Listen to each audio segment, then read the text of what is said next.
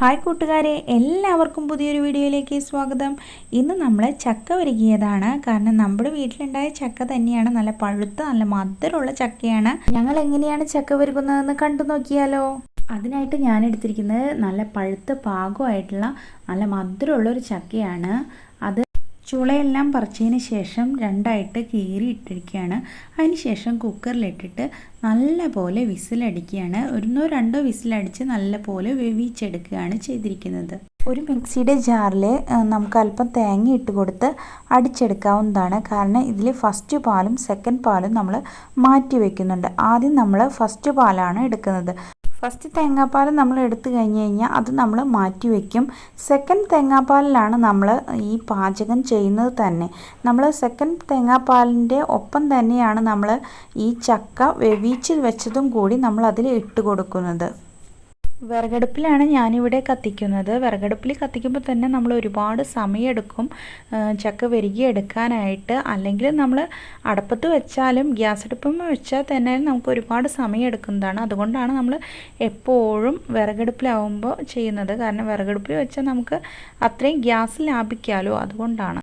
വേവിച്ച് വെച്ചിട്ടുള്ള ചക്ക ആയതുകൊണ്ട് തന്നെ തേങ്ങാപ്പാലും കൂടി ഒന്ന് തിളച്ച് വരുമ്പോൾ തന്നെ നമുക്കത് ഓൾറെഡി അത് കുക്കായിട്ടുണ്ടായിരിക്കും. അതിലേക്ക് നമുക്ക് ശർക്കര നീര് ഒഴിച്ചു കൊടുക്കാം. ശർക്കര നീര് എപ്പോഴും ഒഴിച്ചു കൊടുക്കുമ്പോൾ നമ്മൾ ഒരു അരിപ്പ് വെച്ചിട്ട് ഒഴിച്ചു കൊടുക്കുകയാണ് നല്ലത്. ശർക്കര നീര് ഒഴിച്ചു കൊടുത്താലും നമ്മൾ ഒരുപാട് നേരം ഇളക്കിക്കൊണ്ടിരിക്കണം. അത്യാവശ്യം ഇപ്പോൾ വെള്ളം കൂടി ആയിട്ടാണ് ഇരിക്കുന്നത്. അത് നല്ല പോലെ വറ്റി വരണം.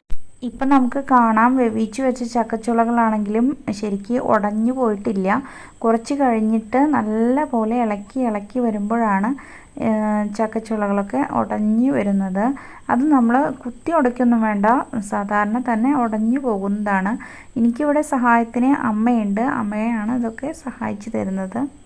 ഈ സമയത്ത് തന്നെ നമ്മൾ ഫസ്റ്റ് മാറ്റി വെച്ചിട്ടുണ്ടായിരുന്ന തേങ്ങാപ്പാൽ നമ്മളിതിൽ ആഡ് ചെയ്ത് കൊടുത്തിട്ടുണ്ട്. അതിനുശേഷം നമ്മൾ ഏലക്ക പൊടിച്ചതും നെയ്യും കൂടിയിട്ട് ഒഴിച്ചു കൊടുക്കുകയാണ്. നല്ലപോലെ നെയ്യും കൂടി ഒഴിച്ചു കൊടുക്കുകയാണ്. ഇനി അങ്ങോട്ട് കുറുകി വരാനുള്ള കാത്തിരിപ്പാണ്. അത്യാവശ്യം ഇളക്കി വന്നപ്പോഴാണ് ഈ പാകത്തിനായിട്ടുള്ളത്. ഇപ്പോൾ കുറച്ചും കൂടി കുറുകി വന്നിട്ടുണ്ട്. ചക്ക വരകാനായിട്ട് പ്രത്യേകിച്ച് പണിയൊന്നുമില്ല, പക്ഷേ അതിൽ ഇളക്കലാണ് ഒരുപാട് പണിയായിട്ട് നമുക്ക് തോന്നുന്നത്. ഒരുപാട് സമയം നമ്മൾ ഇളക്കിക്കൊണ്ടിരിക്കണം, എന്നാൽ മാത്രമാണ് അതിനുള്ള ഒരു ഫലം നമുക്ക് കിട്ടുള്ളൂ. ചക്ക സീസൺ ആയിക്കഴിഞ്ഞാൽ പിന്നീട് അങ്ങോട്ട് എല്ലാ പ്രാവശ്യവും ഞങ്ങൾക്ക് ചക്ക വരകലായിരിക്കും. ചക്ക അവസാനിക്കുന്നവരെ ഇടയ്ക്കിടയ്ക്കായിട്ട് ചക്ക വരക കഴിക്കാറുണ്ട്. സാധാരണ അമ്മ തന്നെയാണ് ചക്ക വരകാറ്. അതിൻ്റെ ബുദ്ധിമുട്ട് എന്താണെന്നുള്ളത് അമ്മയ്ക്ക് തന്നെ അറിയാറുള്ളൂ. കാരണം അമ്മയാണ് ഇളക്കലും കാര്യങ്ങളും ചെയ്യാറ്. ഇപ്രാവശ്യം അമ്മയ്ക്ക് പൊതുവെ ഇളക്കാനുള്ളൊരു ബുദ്ധിമുട്ട് കാരണം കൊണ്ട് അമ്മ പറഞ്ഞു ഞങ്ങളോടും കൂടി ചെയ്തു തരാനായിട്ട്. എന്നാൽ മാത്രമേ ഞാൻ ഇപ്രാവശ്യം ചെയ്യുന്നുള്ളൂ എന്ന് പറഞ്ഞ കാരണം കൊണ്ട് ഞങ്ങളെല്ലാവരും കൂടി സഹായിച്ചിട്ടാണ് ഇപ്രാവശ്യം ചക്ക വരകിയെടുത്തത്. നല്ല ചൂടോട് കൂടി തന്നെ നമ്മളൊരു പാത്രത്തിലേക്ക് മാറ്റിയിട്ടിരിക്കുകയാണ്.